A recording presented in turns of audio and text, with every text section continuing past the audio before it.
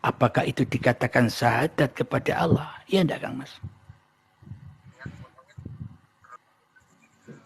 Ya kan? Karena selama ini kita mengucapkan asyhadu alla ilaha illallah wa asyhadu anna muhammadar rasulullah. Tapi di dalam hati saya yang wujud, yang nyata, yang hidup, yang berkuasa masih hantu Abdul Halim. Mana mungkin terrealisasi syahadat itu? Ya enggak, Kang Mas? Jadi maknanya syahadat itu akan nyata dan tampak jelas ketika Abdul Halim sudah tak mampu lagi bersyahadat atau Abdul Halim tak mampu lagi menyaksikan Abdul Halimnya. Kenapa? Karena Abdul Halim tak akan pernah ada tanpa penciptanya. Abdul Halim tak akan pernah tahu bahwa dirinya Abdul Halim tanpa uripe Allah. Jadi yang menyaksikan Allah, ya Allah, araftu Robbi bi Robbi. Aku menyaksikan Tuhanku dengan Tuhanku. Tanpa hidup, aku tak akan tahu siapa diriku. Tanpa hidup, aku tak akan tahu bahwa diriku manusia. Berarti hidup inilah yang tahu segala-galanya tentang aku. Namaku, diriku, manusiaku, ya Allah sendiri yang tahu, bukan manusianya. Inilah yang dimaksud syahadat itu. Nyata syahadatnya. Dan ketika syahadat sudah begini, maka semua aktivitas pasti kembali lillahi ta'ala otomatis. Tidak usah diniat-niatkan lagi, ya enggak, Kang Mas? Iya, ya. Berarti yang mengucap itu orangnya ya, Bang ya? Ya, maknanya kalau kita masih mengucapkan asyhadu anni, ini kan masih penetapan manusianya. Jadi makna dari syahadat itu ketika manusianya sudah tak mampu lagi bersyahadat. Manusianya tak mampu lagi hidup. Manusianya tak mampu lagi berkata. Manusianya tak mampu lagi melihat, mendengar, dan sebagainya. Baru itulah kenyataan syahadat itu sendiri. Zat, sifat, asma, af'al sudah kembali murni. Kembali kepada Allah, bukan milik manusianya lagi. Begitu. Mohon yang lain, mungkin ada pendapat yang lain, silahkan.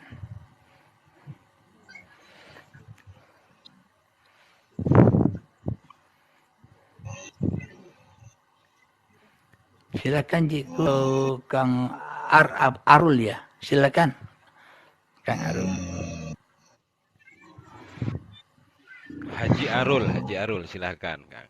Haji Arul, silakan. Oh, ya. Ya, halo. silakan. Assalamualaikum. Assalamualaikum. Salam.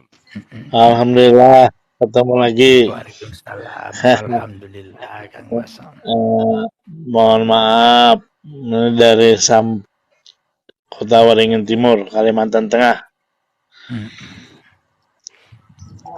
Ini ada perasaan sesungguhnya sholat itu untuk mengingatku atau menyembah. Pendapatku sementara ini kalau menyembah berarti duha, ada yang disembah. Benarkah pendapat saya ini sementara bahwa sholat itu mengingat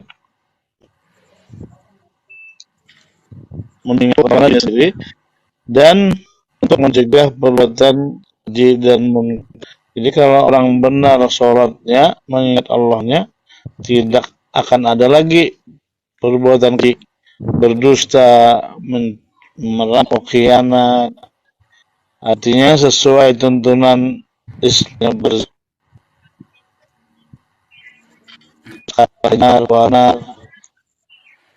Ini yang kedua ada pernyataan Kang Arul ini. Hak karena Nur Muhammad saya juga dengan Nur Tuhan boleh jati. Benarkah itu Kiai? Itu sementara dari Sampit. Alhamdulillah. Warahmatullahi wabarakatuh. Alhamdulillah. Silakan Kang 1, 2, 3 atau Kang Kanda atau yang lain ditanggapi, silakan. Silahkan dulu dah, silahkan. Saya nyimak dulu, nyimak. Sambil ngerokok, sampean biasanya ngerokok Bang Halim. Iya, silakanlah gantian. Silakan Kang Mas, ayo diure Kang Mas. Gantian. Sambil ngopi rokokan enak nih jagongan. Alhamdulillah silaturahim kayak gini tuh enak. Jadi tak ada batas, nggak ada derajat, nggak ada apapun. Semua Sama-sama sama di hadapan belajar, ya Allah. kan? Gitu. Kiai. Silakan Kang Mas. Jadi kalau sudah inni solati wa nusuki wa mahyaya wa mamati lillahi rabbil alamin. Umpama kita sudah sadar dan menyadari hidup ini Allah, yang melihat ini Allah, yang memperlihatkan ini Allah. Umpama kita mau berbuat sesuatu yang zalim, yang istilahnya yang maksiat, bisakah kita berbuat? Berarti kan melawan Allah. Melawan Allah. Kalau kita sudah sadar. Karena akal dan pikiran itu untuk menyeimbangkan, untuk membedakan diri kita sama hewan. Di situ kita dikembalikan lagi ke fitrahnya sendiri. Kepemilikannya sendiri. Kepada siapa? Kepada Allah sendiri. Insya Allah kayak gitu yang saya sampaikan. Kurang lebihnya Bang Halim.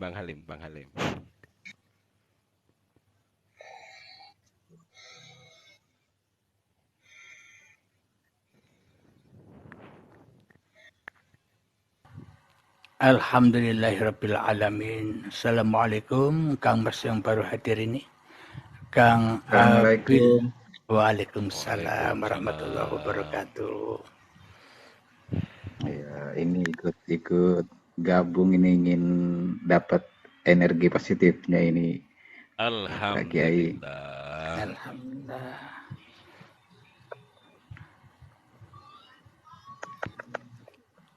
Silakan Kang Mas. Apa yang mau disampaikan? Oh, enggak, cuma ingin ingin tabarukan lah istilahnya gitu. Ini mau tahun politik kan ya. Agak panas ya. Jadi Jadi perlu yang adem-adem itu, makanya gabung ke Kiai ini biar ikut aura positifnya gitu Pak Kiai. Ya intinya tadi pertanyaannya apa Kanda itu? Haji Arul apa? As-sholata tanha anil fahsya'i wal munkar. Ya intinya begitu. Jadi kalau orang sudah sholat, berarti dia bisa mencegah perbuatan keji dan mungkar. Gitu. Jadi si Haji Arul tuh. Ya alhamdulillahirabbil alamin. Kalau manusianya sudah sholat, maka tak akan pernah bisa terhindar dari fahsya wal munkar. Kenapa? Karena manusianya yang masih sholat. Pasti yang mungkar terus. Fahsya terus. Ya enggak Kang Mas? Ya. Karena masih manusianya yang merasa bisa melaksanakan sholat. Ya itulah fahsya wal munkar itu.